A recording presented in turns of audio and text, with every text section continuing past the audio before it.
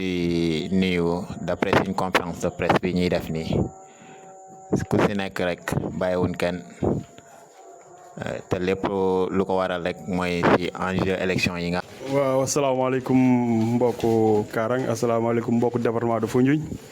maa ngi nuyu bu baax a baax suma nawle yi ma bokkal aar Karang yi nga xam ne ñoom lañ bokkal def waxtaan léegi ba mujjee ci conférence de presse bi du nuyu population Karang yëpp ak li ko wër ndax ñu ngi am mbégte bu baax a baax di jéem a yëkkatiwaat suñu kaddu ñu ngi yëkkati suñu kaddu ci mbiru dëkk bi ndax élection législative lañ wax. Élection législative nag boo ko déggee mooy député yi lañ war a fal député yi mooy ñi ñu war a teewal ci pencu ndawu réew mi te lii nekk seen liggéey li ci jiitu mooy wax dëgg yàlla taxaw ci nas ak nocc ay loi yoo xam ne wax dëgg yàlla ëllëg ci biir ñun ñëpp day daanu suñ kaw kon day baax loi yi ñuy nas ak yu ñuy nocc mu doon ay loi yoo xam ne ëllëg ci biir dinañ nekk suñ njëriñ wala dinañ ci mën a gis suñ bopp te loolu lu koy waral mooy ñu am ay député yoo xam ne incha allahu rabi peut-être dinañ xam ne wax dëgg yàlla askan bi moo leen fa teg. Situation bi nu mu demee nag ci réew mi ak ci dëkk bi il faut que am tuuti leeral yi ñuy indi parce que li jëm ci département de Foundiougne comme ni ko ñëpp waxee jarul ma ciy sori mooy intercoalition Wallu Yewwi ñoom dañoo investir waa Wallu donc kon élection yi di ñëw incha allah rabi képp koo xam ne da nga nekk ci Yewwi Askan bi képp koo xam ne da nga nekk ci Wallu Sénégal wax dëgg yàlla coalition bulletin wu Wallu Sénégal ngay voté mooy bulletin bi nga xam ne Abdoulaye Wade mu ngi ci. ak comme ni nga ko kii waxee gubu mboq bi te mu nekk jaune bleu mooy bulletin PDS bi ñu ngi woo képp koo xam ne militant aar Karang nga wala sympathisant aar Karang wala bépp électeur bu nekk fii à Karang ñu ngi lay woo pour nga voter bulletin boobu noonu ndax li ko waral dafa bëri comme ni ñu ko waxee élection yi du problème mu candidature parce que bu nekkoon problème mu candidature amaana ñun peut-être fii ñun candidat bi ñuy àndal du nekk moom la ñuy àndal mais dañu gis ne lii problème mu jàmmaarloo la ak système problème mu jàmmaarloo la ak projet yoo xam ne ñu ngi suñ kanam di ñëw te bu yàggul wax naa ko am na lu bëri loo xam ne après élection lañ koy xam am na lu bëri loo xam ne après élection lañ koy décider te élection yi ñoom ñooy gouverner wala ñoom ñooy jouer ci décision yi nga xam ne ñoom ñoo war a ñëw kon ñu war a bàyyi suñu xel bu baax ci décision yi ñuy jël ci vote bi nga xam ne moom la ñu war a def ndaxte vote bi dafa am solo trop ndaxte nu ma ko waxee Sénégal fi mu toll nii ñaari pôle moo fi nekk ci politique bi mooy ñu ànd ak Ousmane Sonko ak ñu ànd ak Macky Sall beneen pôle bu fi nekk rek distraction la parce que képp koo fi jox sa carte ku dul Ousmane Sonko jàppal ne Macky Sall nga ko jox. parce que loolu moo xew loolu moo am adduna bi fa la toll jamono ji fa la toll donc ñun ñi nga xam ne tey gëmuñ politique u Macky Sall ñun ñi nga xam ne tey ànduñu ak Macky Sall te ñun Karang ñu am ay raisons yu bëri yu ñu war a pousser ci loolu ndaxte comme ni ko Kaaw waxee. Ousseynou wax ko Chérif wax ko ñun gisuñu li nga xam ne adhésion bi nga xam ne waa Karang hégémonie bi nga xam ne APR am na ko Karang Macky Sall am na ko Karang gisuñu lum ñu jëriñ ci loolu maa ngi bëgg a ñëw sànni sama kàddu ci li nga xam ne bu yàggul gis naa ko ci dëkk yi muy conférence de presse boo xam ne waa coalition Benno Bokk Yaakaar ñoom ñoo ko def mu nekk biir ci conférence de presse boobu wax dëgg yàlla ñu gis ci ay mbir yoo xam ne xaw na tey suñu xel te doy na waar li ci jiitu mooy ñi nga xam ne ñoom ñoo composé coalition bi barke Dembo Ndiaye lu nekk waxante nañ ko fi ñun ñoo nekkoon fii ñun ñëpp ci élection yi ñu nekk nañ ci élection yi mais kenn du mun a wax ne yëkkati nañ kàddu bu mel ne kàddu bu ñaaw teg ci kenn mais ñoom seen biir amul lu ñu waxantewul amul lu ñu defantewul tey ñu ñëwaat ànd mais dañu ànd pour intérêt kan mais pour intérêt Macky Sall te ñun nag dañ jàpp ne suñ intérêt bu fekkoon méngoo naa intérêt Macky Sall konoon amul problème mais suñ intérêt Karang méngoowut ak intérêt Macky Sall parce que comme lu ñëpp wax rek Macky Sall digg yi mu digg waa Karang yëpp defu ci benn kon tey bu waa Karang taxawaatee ñoom bu ñu taxawee ànd ndax Macky Sall day doon loo xam ne wax dëgg yàlla day tooy suñu xel. si jiitu nag am na ci seen biir ku wax ne nañ wax ak parents yi ñu wax ak ndaw yi ndax ku bëggu jàmm Macky Sall ngay votal ma ne jàmm nag nekkul ci kàddu rek jàmm ci comportement la parce que kii wax loolu moom ci boppam bu taxee wax Karang ne. képp koo xam nit yi am valeur yëpp ñuy def politique tey ñu ngi fii kon c'est-à-dire que képp ku nekkul foofu amul valeur te loolu jugement de valeur la te jàpp naa ne nu mu mën a taxawee wax loolu ci ñun mën nañ taxawee wax lu mel noonu ci moom mais amaana li alerte lay doon pour que ni ñu politique nañ politique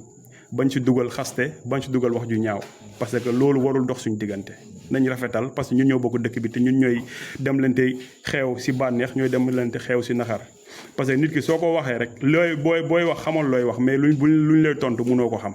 kon nag jàpp naa ne comme lii c'est la première fois peut-être duñ si nekk di si attardé wu trop mais c'est juste une alerte bu ñuy joxe mooy que fii amul kenn ku fi war a xas kenn amul kenn ku fi war a wax nit lu mu ko war a wax parce que nit ki loo ko wax rek mun na la wax loo xam ne ëllëg ci biir peut-être du la neex.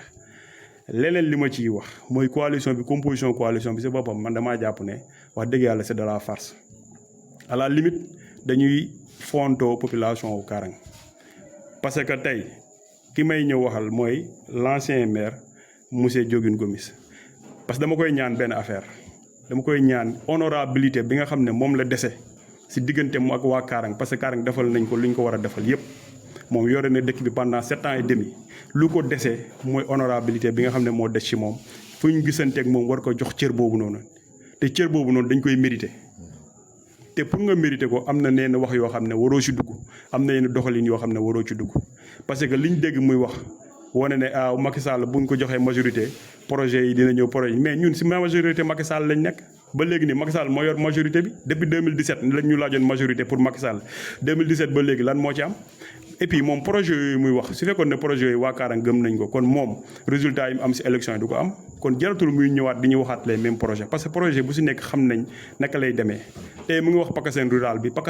bi nekkul projet boo xam ne c'est des fonds libres nga xam da ngay ñëw rek tubb dafa am ay conditions d'éligibilité dafa am ay conditions de sélection yoo xam ne soo ko remplirul doo mën a jot ci PACASEN rural bi te tey moom xam na ne ñi toog tey ni ñu commencé seen fonctionnement bi nekkul ñi nga xam ne ñoom ñooy remplir les conditions yi nga xam ne mooy tax ñu jot ci PACASEN rural bi yeneen yi purement yooyu yëpp dégg nañ mu koy wax mais nag góorgóorlu ba nga xam ne li dal kii ko jiit ku mu jiitu muy Ousmane Sène bi nga xam ne tey il a perdu toute honorabilité dans cette ville parce qu'il faut le dire comme nu mu amee il amul benn honneur fi mu toll ni ci dëkk bi parce que tey jàpp naa ne moom taxawaay bu mu waroon am ci dëkk bi amul taxawaay boobu noonu parce que dégg naa ko ci élection yi la ne candidat yëpp ñëw nañ ci man kon dafa bëgg a wane ne moom instant élection yi jeeg bu jànq bu jar la ñëpp a ko demoon seet si mais bu mu waxee ne candidat yëpp ñëw nañ ci man waroon na wax candidat bu nekk lan la wax ak moom pour nit ñi xam tamit moom lan mooy waxam digganteem ak candidat yooyu. leneen li lu ma gën a métti ci doxalinam mooy ñun tey muy fan Sénégal bi nga xam ne moom laa njëkkoon nekk ci politique muy PDS bi nga xam ne tey moom lañ àndal moom tey bu bàyyi woon xelam du nekk feneen fu dul ci coalition bi. parce que lu mu njëkk a am ci àdduna ci politique muy maire bu mu falu fan ci Sénégal ak PDS ñoom ñoo tax mu falu ko te tey fàtte ne loolu tey ñoo ko waxee ñooy xas boo ko waxee ñooy yàq seen der ci dëkk bi da lay wax waa comment dirais-je waa Aar Karang ak waa peut-être waa Pastef wala waa fan Sénégal plus particulièrement waa Aar Karang am na ci lu bari loo xam ne wax nañ ko dégg nañ ko bëgguñ ci woon di ci wax mais lu ëpp day tuuru te du ma topp diwu daa fekk fa ngeen jëm daa soriwul comme moom yàlla moom dem na ba toll foofu noonu dañuy ñaan Gomis moom ancien maire mu góorgóorlu ci bañ a yegg fu Ousmane Sène yegg parce que Ousmane Sène fu mu yegg tey kenn yéenewu ko kenn ñaanalu ko parce que fi mu toll ne tey ci dëkk bi dafa waroon doon koo xam ne fu mu taxaw ñu jox ko honneur am fu mu taxaw ñu wekk ko mais loolu perte na ko ci dëkk bi ndax ci yoo xam ne kenn xamut lan mooy bopp ak lan mooy génn tey lu ñuy gën a regretter mooy peut-être engagement bi ñu amoon xeex bu ñu xeex ba moom tey mu doon loolu mu doonoon mu waroon a góorgóorlu nag xool loolu góorgóorlu ci taxawalinam góorgóorlu ci doxalinam ci dëkk bi mais loolu yëpp defu ko su ma si jógee ma wax ci li nga xam ne ki nga xam ne moom moo fi nekk tey muy actuel maire parce que il faut le dire moom li ko taxoon ut mairie bi ba léegi ci loolu la nekk li ko taxoon ut mairie bi wax na ko te ñooñu ma àndaloon ku mel ne Ousmane Sène wax na ko nañ ko jox mairie bi mu mun a jot ci kaw indi Karang c'est vrai mais boo jotee mairie bi te lijjanti woo mairie bi nekk di jéem a yóotu ci kaw te jotagoo ci kaw léegi waa Karang ñoom naka la ñuy def dañuy toog di xaar ba nga jot ci kaw comme tant que jotoo ci kaw rek dara du def kon léegi nag les problèmes yoo xam ne gestion courante moom moo koy régler léegi naka lañ ciy def tey loolu lañ gis parce que depuis qu'il est élu ba léegi gisuñ lan la teg comme pas wala lan la teg comme jalon boo xam ne mun na de bokk ci li nga xam ne day soulager les populations de Karang tey population bi lu ñu nekkoon ci jafe-jafe tey la gën a raw parce que ñoom ñoo koy wax ñu koy dégg nekkul ñun ñoo ko créé li ñuy wax mooy dañ ne kii ci lu mu nekk kenn xamul fan la jëm xam na fu mu jëm peut-être waa Karang ñoo xamul fu mu jëm moom fu mu jëm mooy lu ko intéressé mooy poste bi ci lay basé wu pour mun a jot dara ca kaw léegi def na ko gisagul dara moo tax élection yi ba campagne bi jotee mu def ci mu bugg ci rey bakk mu bugg ci def bakkanam parce que tey ñooñ tey di ànd ak le candidat Pape Dianko amul luñ ko fi waxul amul luñ ko fi taxé wul plus particulièrement Ousmane Sène moom tey muy taxaw naan day jàppale Pape Diango moom moo njëkk a wax ne du ma jàppale Pape Modou parce que Pape Diango moo nekk si ginnaawam kon loolu lan lay nuru intérêt amul luñ ko fi taxé wul kon dama bëgg nit ñi ñu bàyyi seen xel bu baax a baax seen wóor bi ñuy wóor si dëkk bi du wóoru lenn xaalis 7 millions yi ñu leen jox moom lañ bëgg a reesal xaalis si lañ nekk te loolu rek moo leen di boole su xaalis bi ñëwee ñoom ñëpp ñu dajee ku nekk ñu jox la sa cër nga yóbbu sa kër am na ñoo xam ne sax ñoom fonds politique mooy seen salaire saa suñ amee revenu maanaam saa suñ amee xaalis fonds politique moo ñëw moo tax su fonds politique xasee ba génn si dëkk bi loo munti def ak luñ munti jotee ak lu munti métti dinañ fexe ba juboo ndaxte ñoom seen salaire ñëw na ñooñu nag mënuñoo bokk ak ñoom ni ñu defee politique parce que ñun politique bi sacerdoce la si ñun politique bi dafa doon loo xam ne dañ si gëm ne si la ñu war a mun a jaaree pour taxaw suñu askan pour jàppale suñu population mais yaakaaruñ si lu toll ne fatal ay ni pour dund yaakaaruñ ci te yàlla dimbale ni ñun ñu nekk aar kaar yëpp amu si kenn koo xam ne politique nga yaakaar contrairement nag ñoom seen coalition boobu am na si ñoo xam ne comme ni ma ko waxee fonds politique mooy seen salaire tant que fonds politique génnul duñ am benn revenu moo tax si fonds politique yi génne dañuy bëgg a rey seen bopp donc nit ñi nañ bàyyi seen xel bu baax a baax yi ñëwaat naan la ay duñ joxe Macky Sall majorité dinañu defal lii dinañu defal la yow barki Demba Ndiaye nga taxaw nga ne Macky Sall xamul actuel maire yow la Macky Sall xam tey nga bëgg a wax ne Macky Sall yow actuel maire wax na leen lii wax na leen la non quand même de grâce qu'il respecte les gens au moins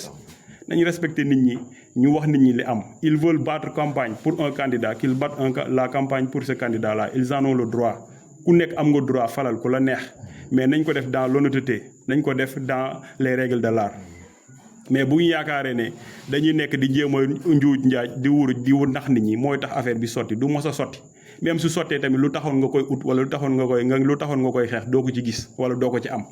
parce que tamit falu lu si jiitu mooy honorabilité su fekkee da nga falu te amuloo benn honorabilité mieux vaut nga ñàkk falu te falu te ñàkk honorabilité lu koy waral mooy falin bi mooy li nga siy def jëf yi ñaaw yi ñu siy def moom mooy tax ba nga xam ne da ngay falu day mel ne faluwuloo wala nga falu ba wàcce mu ngi mel ne mosuloo falu nit ki loolu mooy honneur suñu honneur war nañu jaral lu nekk suñu dignité war nañu jaral lu nekk ñun nag on est très clair sur ce que l'on est en train de faire ñun on est dans la coalition Yewwi Askan Wi avec le président Khalifa Sall ñun au sein de notre coalition dañ ñu joxoñ un candidat c'est-à-dire le candidat de Wallu Sénégal on va voter pour ce candidat là et on demande solennellement à toute la population de Karang de soutenir la candidature de Wallu Sénégal ndaxte loolu mooy njëriñ Sénégal réew mi fu mu jëm ñun dañ ci war a bokk nee naa wax naa leen ko dinaa leen ko waxaat réew mi si digg loxo Yewwi Askan Wallu Sénégal la jëm te waruñu see des ginnaaw leneen lu ma bëgg a mujjee mooy conférence de presse suma waaj yi nga xam ne tey si suba la ko def dégg naa ay kàddoom mais dama ko bëgg a poser waat une dernière question parce que yow boo ne ñu ne yaa ngi woon Benno Bokk Yaakaar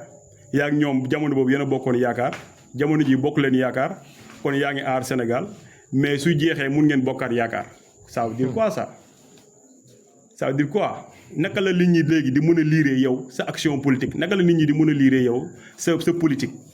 parce que là c'est incompréhensible mais peut-être ñun ñoo comprendre mais yow comment dirais-je yow xam nga li ngay def mooy que tu es dans le Benno Bokk Yaakaar tu es un militant de l'APR tu n'as pas été investi par l'APR aujourd'hui tu fais ça pour que au moins APR gis la xam la c'est-à-dire lu moo wax mooy kii wax naan aar Sénégal la nekk militant wu APR la te lu gën a garaaw sax mooy APR mooy aar Sénégal ñi ne ca kaw yëpp c'est des gens de l'APR lu ko waral mooy ñoom ñëpp ils ont travaillé avec l'APR te lu gën a garaaw loolu sax man dinaa ko si féliciter au moins parce que moom il a eu le courage d'être investi au niveau de son département maanaam ñeme naa taxaw si département am ne soxla na mais aar Sénégal ñu koy jiite ñëpp amu si kenn koo xam ne investir nañ la sa département à part le juge Dème te kooku day à la limite nit ñi xamuñ ko sax si politique mais Abdourahmane Diouf lu tax demul Rufisque ñu investir ko Thierno Bocoum lu tax demul ville Dakar ñu investir ko ainsi de suite parce que ñoom xam nañ ne si luñ nekk c'est de la farce tey ñoom sama waa ji lu ma siy métti rek mooy ñoom lay liggéeyal parce que Thierno Alassane Sall tey il n'est pas investi dans le département de Thiès tey waa ji lu mu am moom la ñuy dajale li ñu am fu nekk jox ko moom mu nekk député yow léegi yow sa moyens yi nga débloqué yëpp pour def ko parce que yow loolu il faut que ñu wax ko xam nga lenn li c'est am na loo xam ne il faut nga rationnel il faut nga raisonnable lu mënul nekk da ngay xam ne mënul nekk lii la c'est élection machine électorale moo koy doxal ñun tous les efforts que nous faisons à Karang il faut que am ñeneen ñu koy def à Foundiougne am ñu koy def à Sokone am ñu koy def feneen am ñu koy def feneen pour mu mun a jur résultat au niveau départemental mais su fekkente ne ñun dañoo bëgg a gagné te Karang rek lañ mun a def effort yi fan la ñuy gagné dañuy sonal waa Karang dama ko waxoon dinaa ko waxaat même su fekkente ne tout l'électorat de Karang voté pour le candidat de Aar Sénégal il ne sera même pas troisième wala su nekkee troisième si lay yem kon nañ bàyyi suñu xel parce que y a 3 candidats ñun ñëpp Karang yi bu ñu ko votelee troisième lay jël si élection yi c'est sûr kon bu ñu si nekk fii di jéem a laam-laamee affaire yi amul subjectivité quoi on doit être dans l'objectivité tey dinañu doon neex lool comme moom su fekkente ne farul ak Macky Sall dinañu doon neex lool mu ñëw rejoindre comment dire la coalition Wallu Yewwi parce que moom lu mu def yomb na de ñëpp a ko mën dégg naa nag ñu naan candidat da nga bëgg a nekk man su ma bëggoon nekk candidat nekk naa candidat parce que des coalitions moo interpellé ay nit woo nañ ma pour ma nekk candidat ma bañ muy ko lu si Bougane la commencé président Bougane gëm sa bopp ba ma waxee affaire candidature dama ne ko man mënuma ko parce que man du ma mun a comprendre ngay ut mairie gañewuloo mairie di ut député faa koy gañe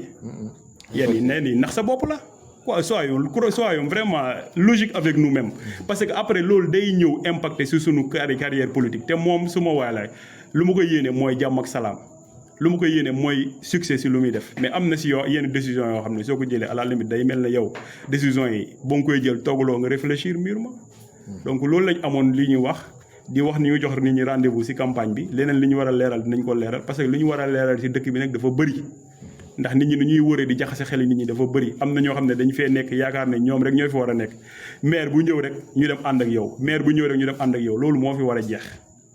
nit ki da nga war a am position xam ñu xam si lan nga nekk xam fan nga nekk donc ñu ngi leen di sant di leen gërëm di wax ñëpp jërë ngeen jëf donc ñu ngi woo ñëpp tamit si suñ caravane départementale bi nga xam ne am na suba donc une délégation départementale dina ñëw avec les 2 candidats mooy la dame